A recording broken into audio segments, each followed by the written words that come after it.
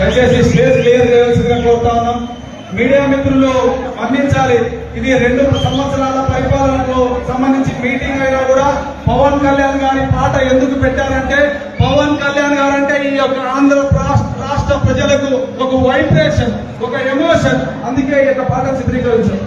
అదేవిధంగా ఇప్పుడు అఖిల భారత విద్యార్థి పరిషత్ ఉమ్మడి అనంతపురం జిల్లా యువమోర్చా అధ్యక్షులుగా పనిచేసినటువంటి బిల్లే రవీంద్ర గారిని సభ తీసుకోవాల్సింది. ధన్యవాదాలు. Thank you.